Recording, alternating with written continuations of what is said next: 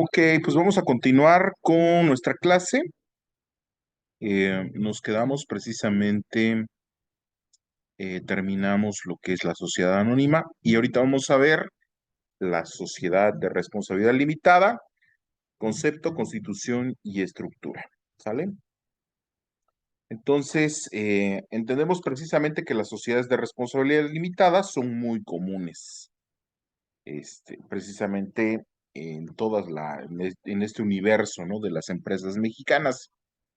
La constitución de estas empresas trae ventajas competitivas y, como su nombre lo indica, límites a los problemas financieros que pudieran suscitar.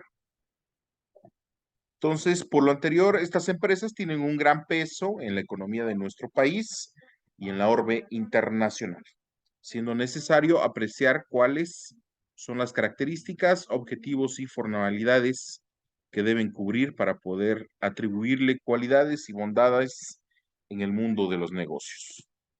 Entonces, las sociedades de responsabilidad limitada requieren de socios que estén dispuestos a participar en su capital, pero sin hacer uso de títulos de crédito, como en el caso de la sociedad anónima con sus acciones. Entonces, desde esta sociedad está incluida en el extinto Código de Comercio de 1884 y se regula nuevamente en la Ley General de sociedades mercantiles, encontrándose entre un tipo intermedio entre la sociedad de capitales y la sociedad personal. Sin embargo, su naturaleza mixta impide categorizarlas exclusivamente en alguna de ellas.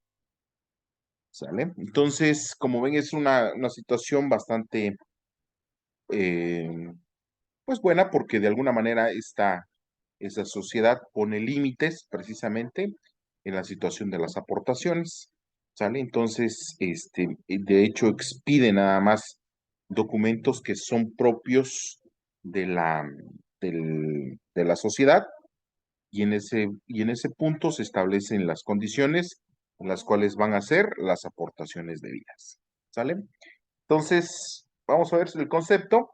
La sociedad de responsabilidad limitada es una sociedad mercantil de carácter capitalista en el cual el capital social está dividido en cuotas sociales de distinto o igual valor representadas en documentos que carecen la calidad de títulos de crédito, dado que existen obstáculos legales para su transmisión y en la responsabilidad de los socios se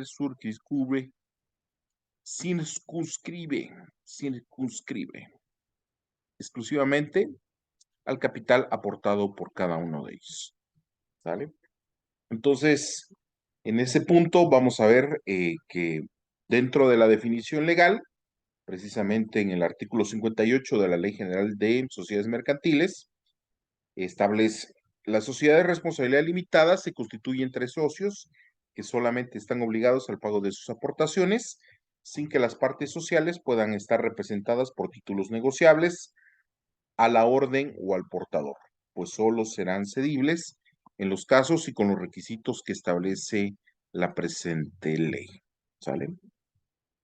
Entonces, en ese punto vamos a establecer que precisamente, acuérdense que esto es un negocio jurídico, está regulado por el Estado, es entre particulares, pero los particulares se ponen de acuerdo de sus obligaciones, ¿sale? Entonces, en este caso, como hemos venido analizando, este tipo de sociedades va a tener como consigo el hecho de establecer, ¿no? Los puntos básicos en el cuales van a ser las obligaciones y cómo se tienen que cumplir esas obligaciones. Ok. Entonces, como primer punto tenemos las asambleas, ¿no? La Asamblea General de la Sociedad de Responsabilidad Limitada, en su carácter de órgano supremo, está a cargo de las resoluciones que sean de su competencia, las cuales tomará la mayoría de votos de los socios que represente como mínimo la mitad del capital social.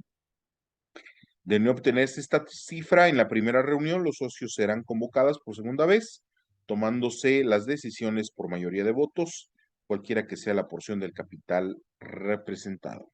Esto lo establece el artículo 77 de la Ley General de Sociedades Mercantiles. Entonces, la celebración de las asambleas se realiza por lo menos una vez al año cuando lo señale el contrato social o para discusión del balance dado por los administradores. Para su validez se requiere previa convocatoria de los socios, hecha por los gerentes y en su misión por el Consejo de Vigilancia. Entonces, las asambleas, conforme al artículo 78 de la Ley General de Sociedades Mercantiles, tendrán las siguientes facultades.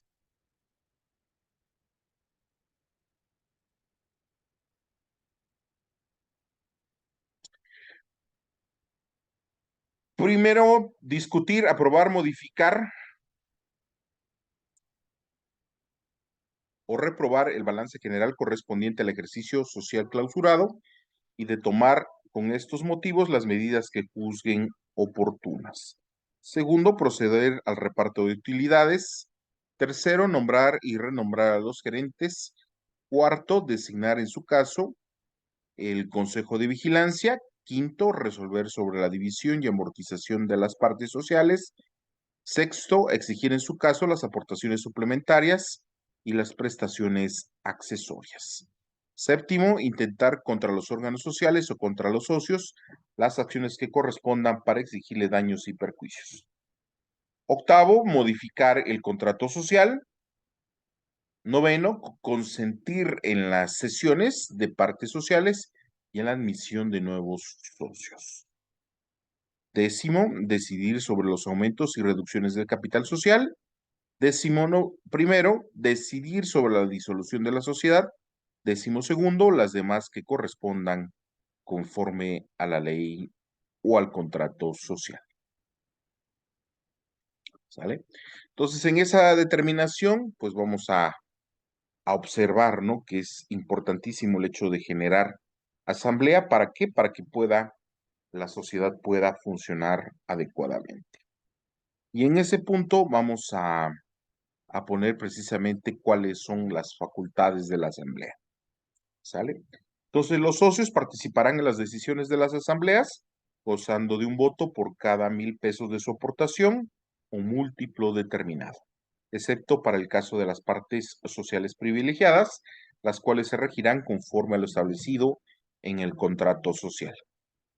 Cuando la reunión de la asamblea no sea la necesaria, el texto de las resoluciones se remitirá a los socios por carta certificada con acuse de recibo, emitiéndose el voto correspondiente por escrito. Sin embargo, la asamblea podrá convocarse a solicitud de los socios que representen más de la tercera parte del capital social. ¿Sale? Entonces, en esta determinación, por eso es muy importante el hecho de que la empresa esté debidamente conformada. Y acuérdense que los notarios públicos pues van a hacer su chamba para que ninguna de las situaciones que conlleven al contrato social carezca de valor, eh,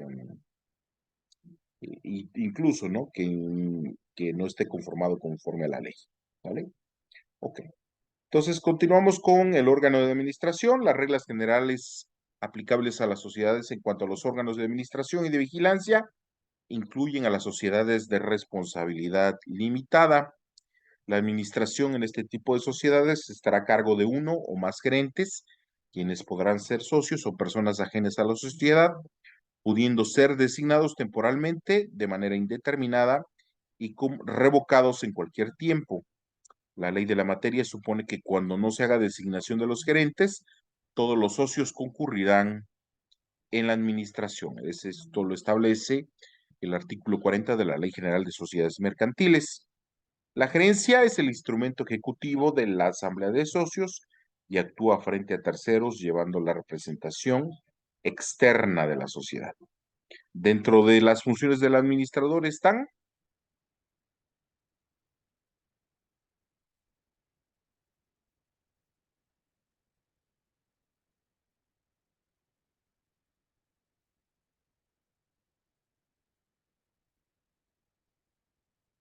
llevar el libro especial y los de socios con sus nombres y direcciones, enajenar y grabar los bienes inmuebles de la compañía con el consentimiento de la mayoría de los socios, rendir semestralmente las cuentas de su administración, pudiendo delegar su encargo con el consentimiento de la mayoría de los socios, reformular o formular el balance general anual.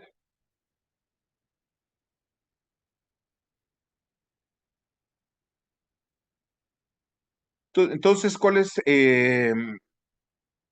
Precisamente, si son varios gerentes, sus resoluciones,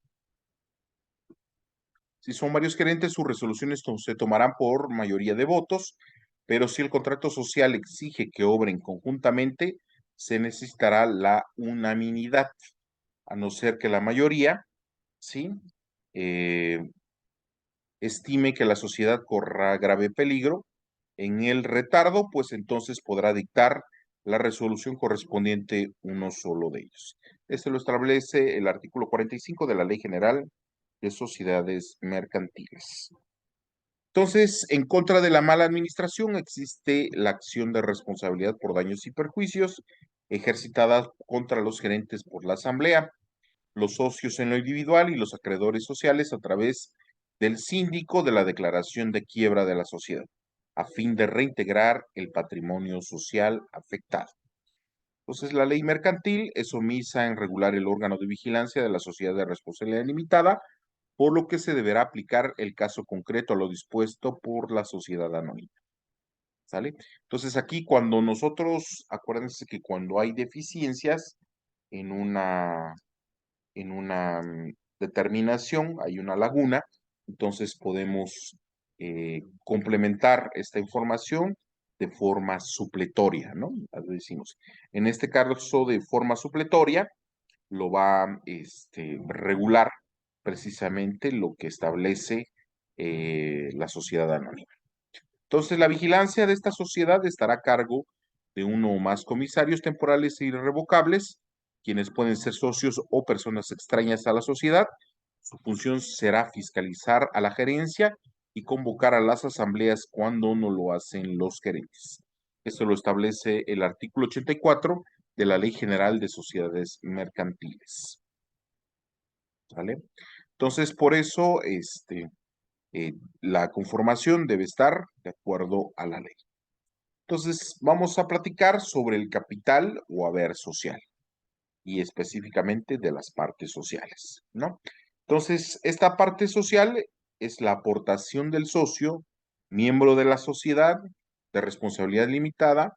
Esta porción o cuota únicamente es aplicable a las sociedades de tipo personalista. En cambio, en las sociedades de tipo capitalista, específicamente en la sociedad anónima, la aportación está representada por un título de crédito llamada acción. Las partes sociales son la forma como se divide el capital social bajo una responsabilidad limitada, sin poder ser representadas por títulos negociables a la orden o al portador, pues solo serán cedibles en los casos y con los requisitos que establece la Ley General de Sociedades Mercantiles. Entonces, al interpretar, perdón, en sentido contrario o a contrario sensu, ¿no? Dicen los abogados. El artículo 58 de la Ley General de Sociedades Mercantiles es evidente que las partes sociales sí pueden estar representadas por simples documentos. Para que exista un título de crédito, no basta el deseo de los particulares, se requiere de una formalidad constitutiva que solo la ley otorga, en ausencia de la cual no puede concebirse el título de crédito.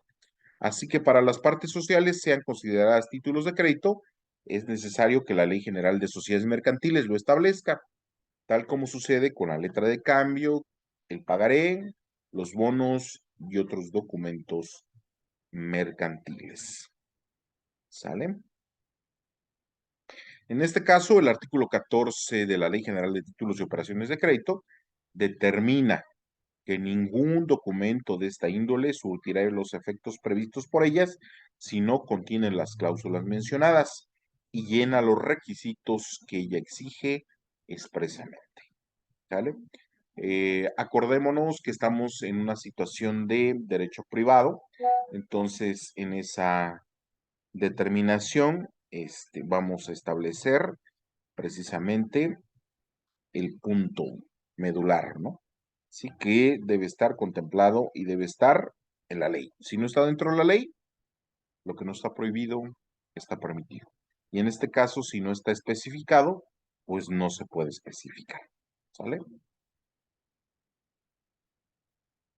Entonces, las partes sociales tienen las siguientes características. Vamos a compartir.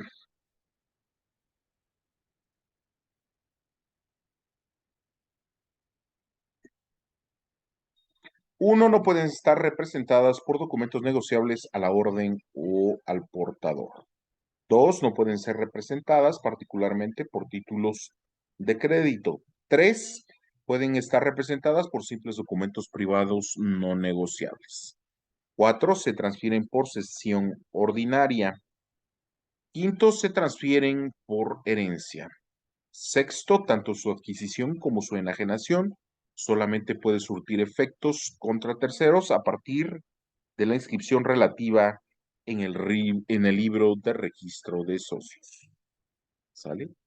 Entonces, ¿cuáles son las características de las partes sociales? Sí, a manera de complemento se pueden añadir otras características. Uno, las partes sociales deben tener un valor de 1,000 pesos, un múltiplo de esas cantidad, lo que de fijo se establece así en la ley, para determinar en cifras cerradas el valor de las aportaciones para contribuir a la simplicidad y comodidad contable. Dos, pueden existir diversas categorías de partes sociales, atribuyendo a cada una de ellas en igualdad de derechos y obligaciones a sus legítimos dueños. Lo mismo que valor desigual, en cuyo caso también atribuirán a los socios los derechos correspondientes al valor que represente. Al efecto, el pacto social determinará en qué consisten dichas desigualdades, ya sea en categoría o en valor, la designación que se dé a cada especie de parte social, a quien corresponderá cada categoría, los privilegios y obligaciones para los socios dentro de cada categoría, entre otras. Cada socio, cada socio solo puede tener una parte social, cualquiera que sea el valor de su aportación a la sociedad y por tanto, cualquiera que sea el valor de dicha parte. Las partes sociales podrán cederse con consentimiento de los socios que representen la mayoría del capital social.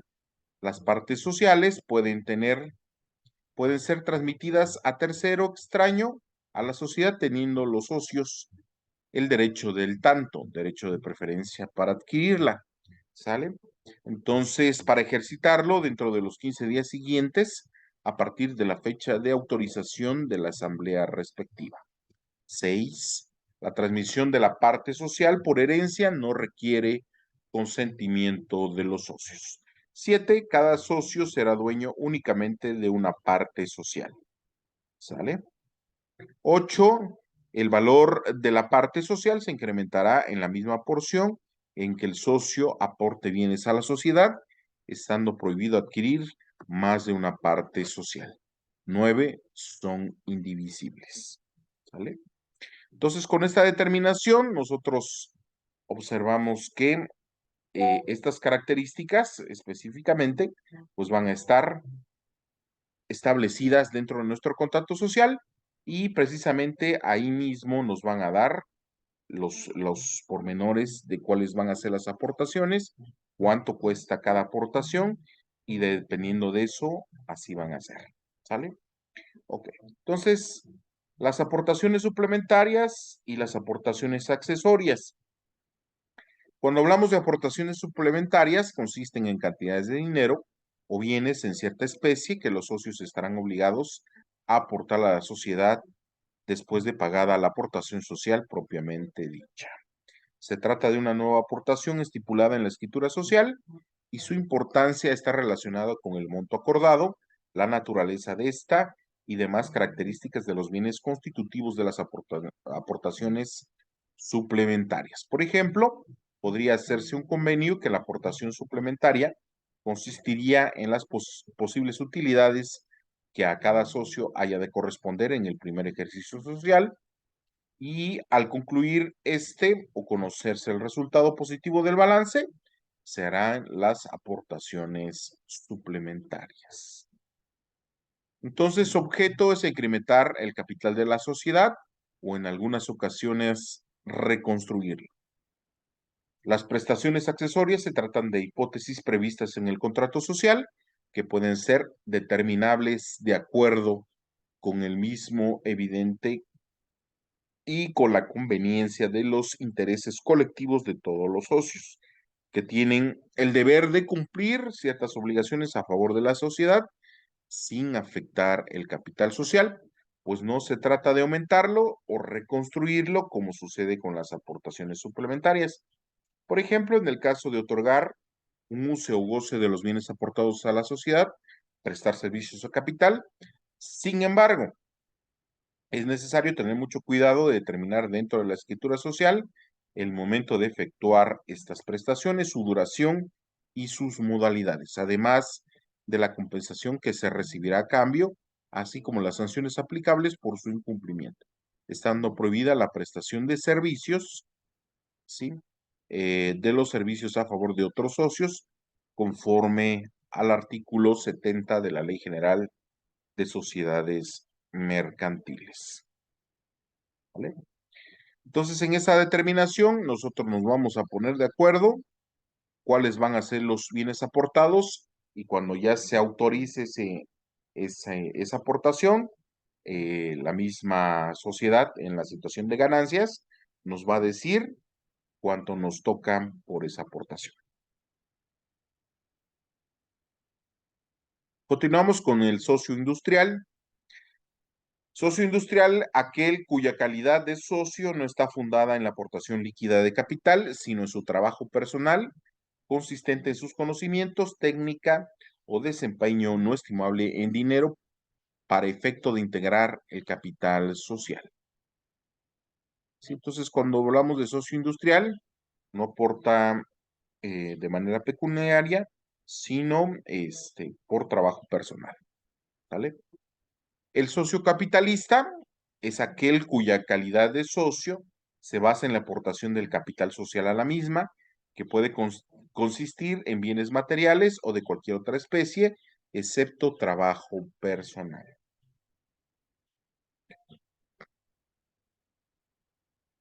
¿Cuáles son sus derechos y obligaciones especiales de los socios?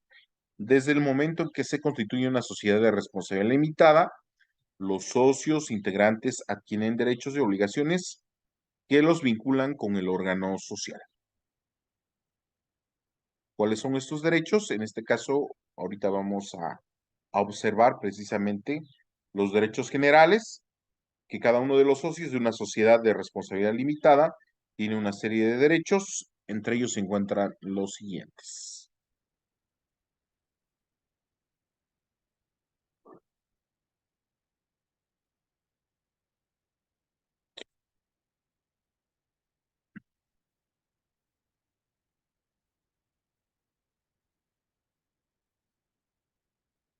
Derecho a poseer una parte social, derecho a heredar la parte social que le corresponda, derecho a ser copropietario de otras partes sociales, derecho a participar en el reparto de beneficios y en el patrimonio de la sociedad en caso de liquidación a través de la cuota de liquidación, el derecho a participar en las decisiones sociales y a ser elegidos como administradores, derechos de información en los periódicos, perdón, en los periodos establecidos en las escrituras, derecho de obtener información sobre los datos contables de la sociedad, derecho a separarse en contra de su voto.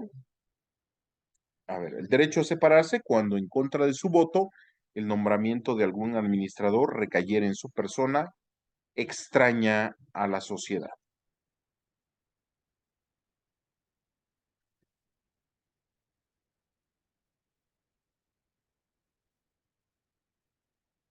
¿Cuáles son los derechos especiales? Son derechos bajo privilegios, las siguientes facultades.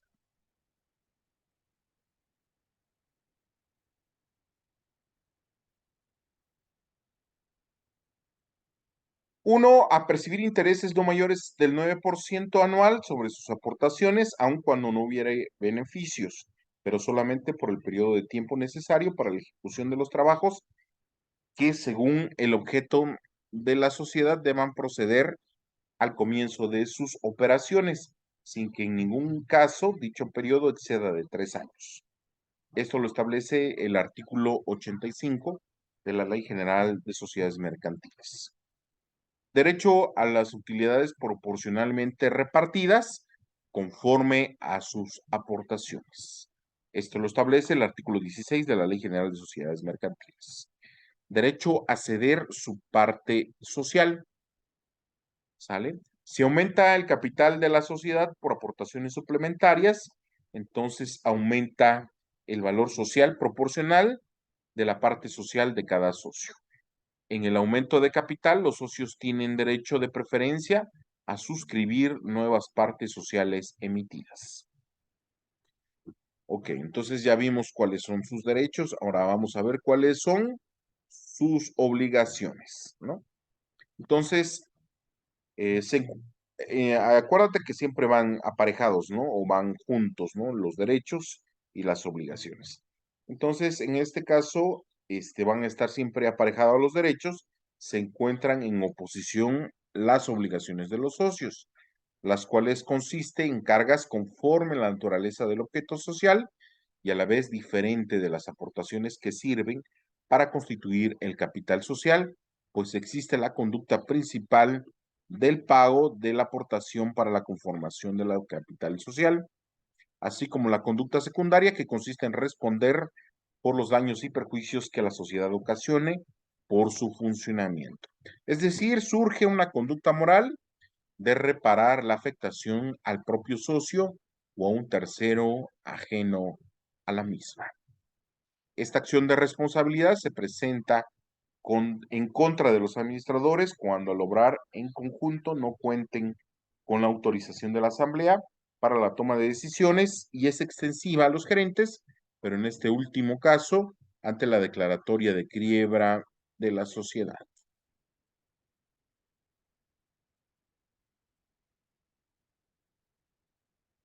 Entonces, como ven, esta sociedad, pues, es bastante curiosa, ¿no? Porque de alguna manera, este, se establece precisamente por, pues, primero porque constituyen bajo una denominación o razón social, ¿no?